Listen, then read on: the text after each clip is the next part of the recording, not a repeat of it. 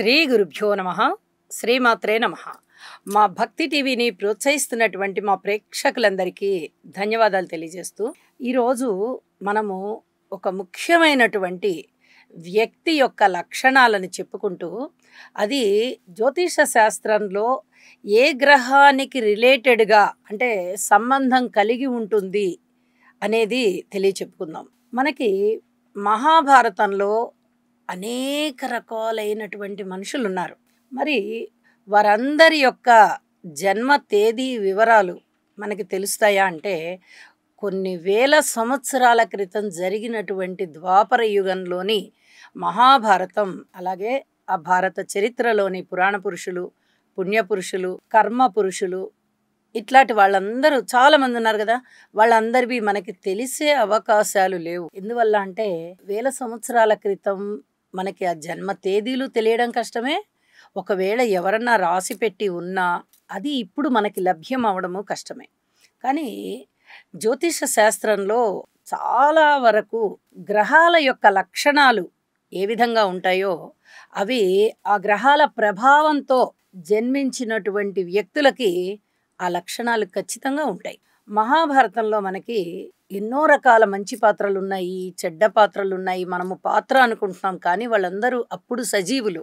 అప్పుడు వాళ్ళు జీవించి ఉన్నారు, ప్రవర్తించి ఉన్నారు, ఆచరించి ఉన్నారు, అనుసరించి ఉన్నారు, చెప్పి ఉన్నారు, ఇలా ఎన్నో రకాలుగా ప్రవర్తించి ఉన్నారు. మనము ఏ గ్రహానికి రిలేటెడ్గా కొంతమంది వ్యక్తులు సంపూర్ణంగా కనిపిస్తారు అనేది కొన్ని పాత్రలు చాలా చక్కగా స్పష్టంగా తెలియజెప్పబడతాయి. మనము పాత్ర అని అనుకుంటున్నాము, చెప్పడానికి మటుకు పాత్ర అంటున్నాము, కానీ వారు వ్యక్తులే కదా.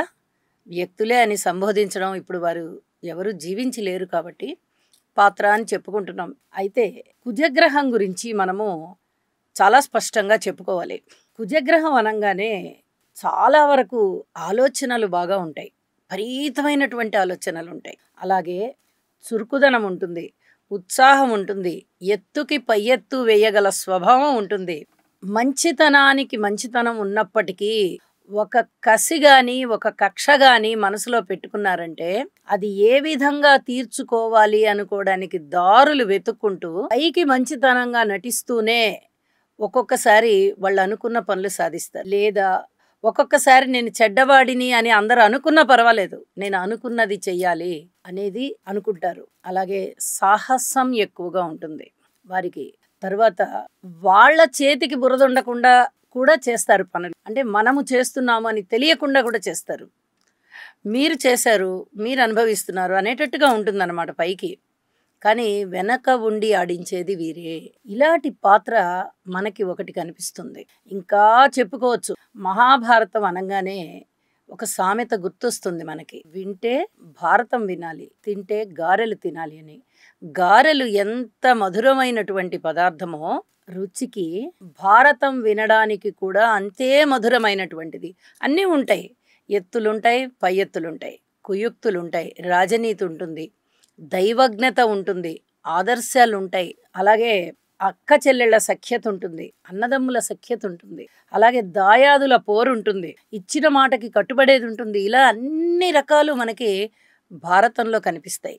ఎందువల్ల మనకి తెలుసు, భారత కాలం జరిగేది ద్వాపర యుగంలో. అంటే ధర్మము 3 పాదాలు అక్కడ తగ్గిపోయింది కాబట్టి ధర్మము పూర్తిగా తగ్గిపోయినటువంటి కాలం. అసలు ఇంకా ధర్మము లేదా అంటే ఉన్నది, కానీ అక్కడ అధర్మము రాజ్యమేలడానికి రాబోతూ ఉన్నటువంటి కాలం శ్రీకృష్ణ పరమాత్ముడు. అందువల్లనే సాక్షాత్తు తను జన్మించి, విష్ణుమూర్తి కృష్ణుడిగా జన్మించి ధర్మ సంస్థాపన చేశారు. ఆ ధర్మ సంస్థాపన చేసేంత వరకు, దుష్ట శిక్షణ జరిగేంత వరకు, శిష్ట రక్షణ జరిగేంత వరకు మనము ఎన్నో రకాలైనటువంటి వేల మందిని ఇప్పుడు చదువుకున్నాం, చరిత్రలో చదువుకున్నాం. అంటే పురాణ ఇతిహాసాలలో మనకి నిక్షిప్తమై ఉన్నటువంటి ఈ గ్రంథము ఇప్పుడు మనము చదువుకొని తెలుసుకుంటున్నాం. ఎన్ని రకాలు ఉన్నాయో చెప్పలేము. ఇప్పుడు మనము కుజగ్రహం అనేది ఒకటి చెప్పుకున్నాం కదా. ఈ కుజగ్రహము ఇంకా కొన్ని వందల కారకత్వాలు కలిగి ఉంటుంది. యుద్ధానికి సన్నద్ధమవుతుంది, కలహానికి కాలుదూవుతుంది, అలాగే పోరుబాటలో ఉంటుంది, ఎక్కువగా 10 మందితో కలిసి మెలిసి ఉన్నట్టుగా ఉండరు. కక్షలకి, కార్పణ్యాలకి ఎక్కువ తావిచ్చినట్టుగా ఉంటుంది. విపరీతమైన ఆలోచనలు చేసినట్టుగా ఉంటుంది. అలాగే దెబ్బలు తినడానికైనా, దెబ్బలు కొట్టడానికైనా కూడా వీళ్ళు పథకాలు వేసుకుంటారు. దాన్ని అనుభవిస్తారు, అనుభవింపజేస్తారు కూడా. ఇన్ని రకాల లక్షణాలు మనకి మహాభారతంలో ఒక వ్యక్తికి కనిపిస్తాయి. మీకు ఈసరికి అర్థమైపోయి ఉండాలి ఎవరు అని. మన శకుని తాత, శకుని మామ అంటారు, అలాగే శకుని తాత అని కూడా అంటారు. శకుని అనేటటువంటి కౌరవుల యొక్క మేనమామ. వారు ఇప్పుడు చెప్పిన ఈ కుజగ్రహము యొక్క లక్షణాలు ఏవైతే ఉన్నాయో అవన్నిటినీ వారు పొంది ఉన్నారు అని చెప్పకనే చెప్పచ్చు.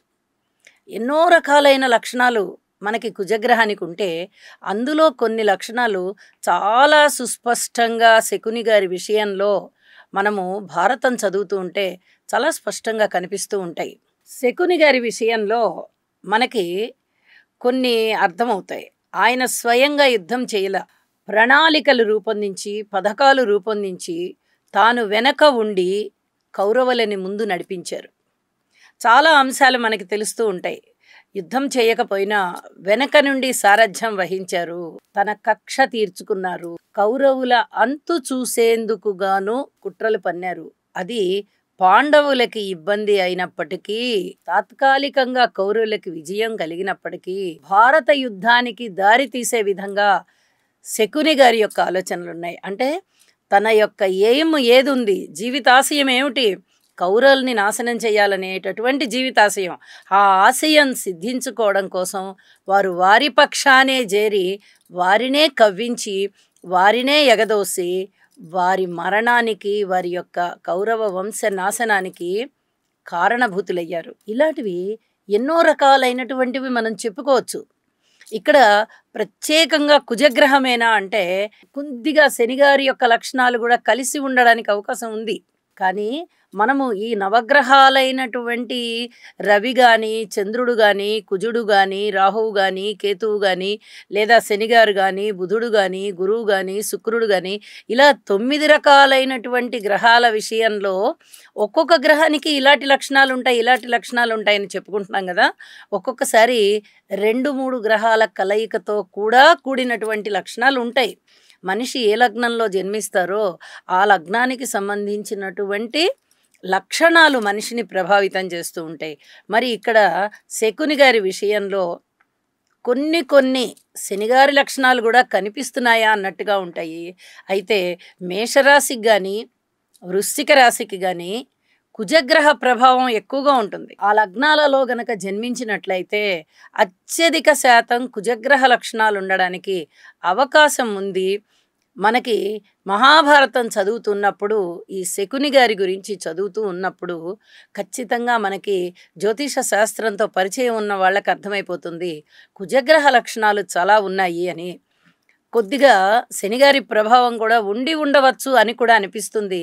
ఇలాంటి మరెన్నో పాత్రల్ని మనము ఈ జ్యోతిష శాస్త్రరీత్యా ఏమై ఉంటారు వీళ్ళు, ఏ రకమైన గ్రహానికి చెందినటువంటి వారు అయ్యుంటారు అనేది మరికొన్ని ఎపిసోడ్స్లో, రాబోయే ఎపిసోడ్స్లో తెలియచెప్పుకుందాము అని చెప్పి తెలియజేస్తూ, సర్వే జనా సుఖినో భవంతు.